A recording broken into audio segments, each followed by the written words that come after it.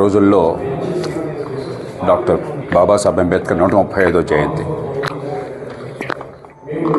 ఈ జాతి నిర్మాణంలో కీలక పాత్ర వహించినటువంటి మహనీయుడు ఒక అద్భుతమైన రాజ్యాంగాన్ని, సమాజం మొత్తాన్ని కులం, మతం, భాష, ప్రాంతంతో నిమిత్తం లేకుండా అందరినీ కలిపి అందరికీ పనికొచ్చే రాజ్యాంగాన్ని తొలి రోజు నుంచి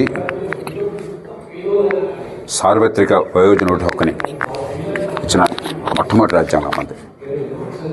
ఆ రాజ్యాంగ నిర్మాత అంబేద్కర్ స్మృతికి నివాళులర్పిస్తున్నాను.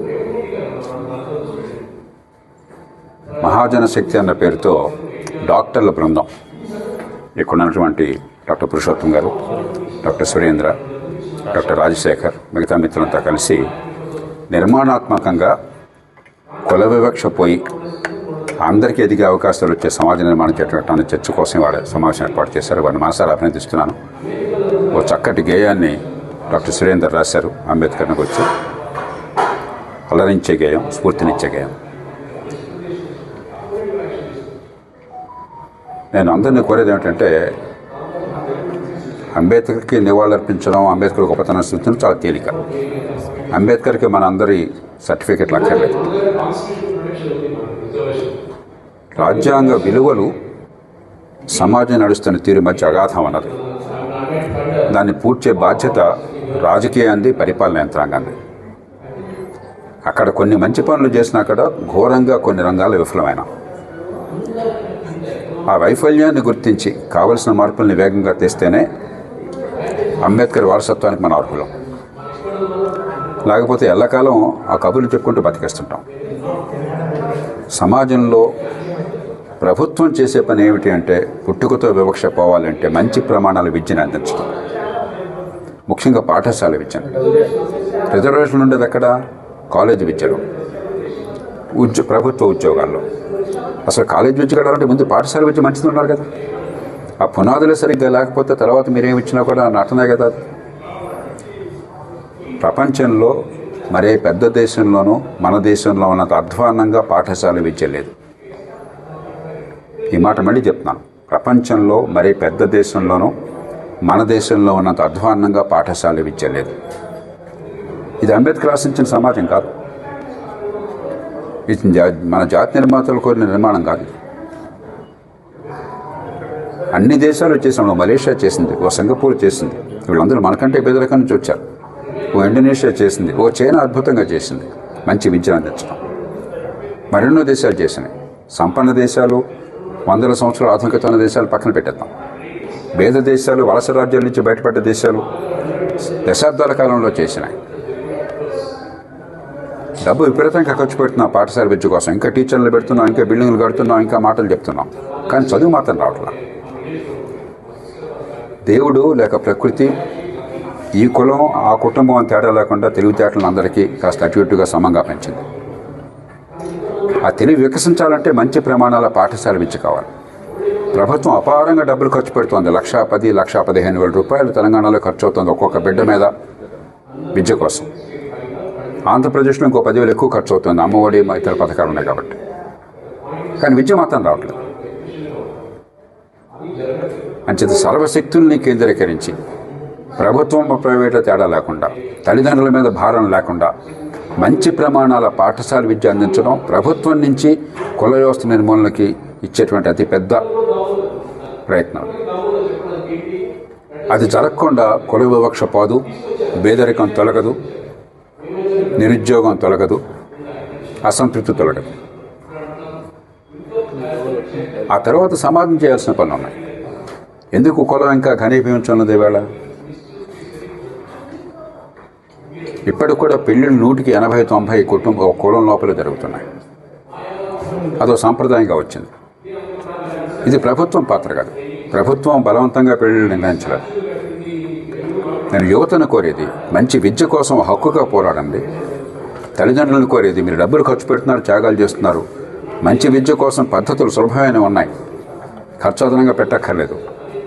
దానికోసం గట్టిగా పోరాడి మీ పిల్లలకు మంచి విద్యను ఏర్పాటు చేయండి, సంఘటితంగా పోరాడి. ఆ తర్వాత పిల్లల్ని కోరేది, మీరు ఎదిగాక ఆదర్శం కోసం కాదు, మీ ఆనందం కోసం మనసుకు నచ్చిన వాళ్ళని కులానికి అతీతంగా ఆలోచించడం మొదలెట్టండి. ఆనందం కోసమే. జీవితంలో ఎవరితో కలిసి ఉండగలుగుంటే వారితో సహజీవనం కోసం చెప్పాను. అప్పుడు కొన్ని తరాల్లో కులం ప్రభావం పోతుంది. ఈలోగా రాజ్యం చేయాల్సిన పని అందరికీ అవకాశాలను ఇవ్వటం, ఆధునిక వ్యవస్థలో సంపద సృష్టించే నైపుణ్యాన్ని ఇవ్వటం, తమ కాళ్ళమే తాము నిలబడతామనే విశ్వాసాన్ని యువత కలిగించటం, ఆత్మవిశ్వాసాన్ని ఇవ్వకుండా, సంపాదించే శక్తిని ఇవ్వకుండా, మన సిద్ధాంతాల రాద్ధాంతాల్లో పడి నినాదాలకు పరిమితమయ్యి ఆచరణ సాధ్యమైన కార్యక్రమాలు చేపట్టకుండా ఈ దేశంలో కుల వ్యవస్థ నిర్మూలన చేయలేము, ఉపాధిని కల్పించలేము, సంపదని పెంచలేము. ఇవాళ సంపద సృష్టిలో కేవలం 10-15% మందికే ప్రధానంగా వాటా ఉంటున్నది. డిగ్రీకి అయితే అందరి చేతుల్లో ఉంటున్నాయి, కానీ కొందరికి నిజమైన అవకాశాలు వస్తున్నాయి. మిగతా వాళ్ళందరూ కూడా సుదూరంగా ఉంటే ఆధునికతకి అరకొర జీతాలతోనో ఆదాయాలతోనో బతుకుతుంటే, అసంతృప్తితో బతుకుతుంటే, ఈ సోషల్ మీడియా యుగంలో ఈ టెలివిజన్ అందరికీ అందుబాటులో ఉంది, మొబైల్ ఫోన్ అందరికీ అందుబాటులో ఉంది, ప్రపంచంలో మిగతా వాళ్ళు సుఖాలను అనిపిస్తాను మాకు అర్థమవుతుంది. నాకు అవకాశం రాలేదని బాధ ఉన్నప్పుడు ప్రజాస్వామ్యం ఎట్లా నిలుస్తుంది? నిరంతరం సామాజిక అశాంతి, రాజకీయ అస్థిరత్వం, ఆర్థిక వైఫల్యం, ఈ మూడు మనం వెన్నాడతాయి. కాబట్టి కనీసం మన మీద మనకు ప్రేమ ఉన్నట్టయితే, మన పిల్లల భవిష్యత్తు బాగుండాలని కోరిక ఉన్నట్టయితే, ఈ దేశంలో విద్యని ప్రధానమైన సాధనంగా చేసి కులం వల్ల వచ్చిన వివక్షని, కుటుంబం వల్ల వచ్చిన వివక్షని, ఏ తల్లి గర్భాన్ని పుట్టానన్న బాధ లేకుండా చేయగలిగితే మన రాజకీయం పరిపాలన చేసే మహోపకారం అది. దాంతోపాటు చట్టబద్ధ పాలన, బడితో ఉన్నవాడిదే బర్రె కాకుండా అందరి హక్కుల్ని గౌరవించాలని రాజ్యాంగం ఉద్ఘోషించింది. కానీ ఆచరణలో బడితో ఉన్నవాడిదే బర్రె మనందరికీ తెలిసేవాడు. అలాగే చిన్న పట్టణాల అభివృద్ధి, ఎక్కడికక్కడ అసంఘటిత రంగంలో 190 మంది కార్మికులు ఉన్నారు, రెక్కాడితో డొక్కాడిన వాళ్ళు, ఉద్యోగ భద్రత లేని వాళ్ళు. చిన్న పట్టణాలు ఎక్కడెక్కడ వస్తే సంఘటిత రంగంలో మధ్యతత్వ వర్గంగా వచ్చి కాలక్రమేణా కుటుంబాల బెదరికల నుంచి బయటపడేయగలరు, ఆ పిల్లలకు మంచి విద్యాబుద్ధులు, ఆరోగ్యాన్ని అందించగలరు, ఆ కుటుంబ జీవితాన్ని ధీమాన్ని కల్పించగలరు. చివరికి రాజకీయాన్ని మార్చుతాం. రాజకీయాన్ని మార్చుకుంటే రాజ్యాధికారంలో వాటా కోరాలని చెప్పంటే 30 కోట్లు ఖర్చు పెడితే ఎమ్మెల్యే పదవికి పోటీ పడతాడు, లేకపోతే లేదంటే మీ కులము, మీ కుటుంబం, మీ దగ్గర డబ్బే రాజకీయంలో నాయకత్వానికి కీలకమైన అర్హత లేనట్టయితే అది ఎలాంటి ప్రజాస్వామ్యం? అక్కడ ఎవరు ఎన్నికైతే మాత్రం ప్రజలకు మేలు జరుగుతుంది? ఎవరిని మనం మోసం చేసుకుంటున్నాం? ఎన్నికలు అట్టహాసంగా జరుగుతున్నాయి, నిజాయితీగా జరుగుతున్నాయి. మంచి చెడు ప్రజలు ఓటేస్తున్నారు. డబ్బులు తీసుకున్నాం, హామీలను నమ్మాం, కులం మతం కారణంగానే ఓటేస్తున్నారు. కానీ అంతతోనే ప్రజాస్వామ్యం కాదు కదా. నిజమైన ప్రజాస్వామ్యం కావాలని చెప్పంటే సమర్థులు, నిజాయితీ పరులు, అవినీతికి పాల్పడకుండా, ఓట్లు కొనకుండా, అబద్ధాలు చెప్పకుండా, భ్రమంలోకి నెట్టకుండా ఎదిగేటువంటి వ్యవస్థ కావాలి.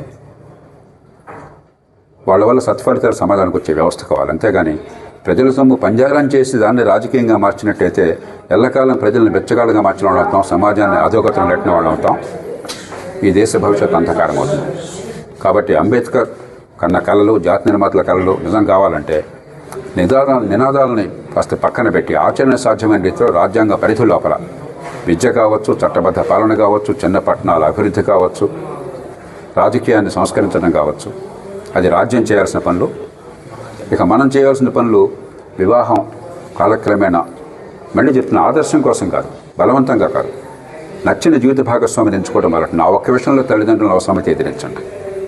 తల్లిదండ్రులు మీ మీద పడినంత ప్రేమ ఉంది వాళ్ళకి, మీకోసం వాళ్ళు త్యాగాలు చేస్తున్నారు, మిమ్మల్ని పెంచి పోషిస్తున్నారు, వాళ్ళ ఆశలు చంపుకుని, వాళ్ళ అవసరాలు చంపుకుని మీకోసం కూడబెడుతున్నారు.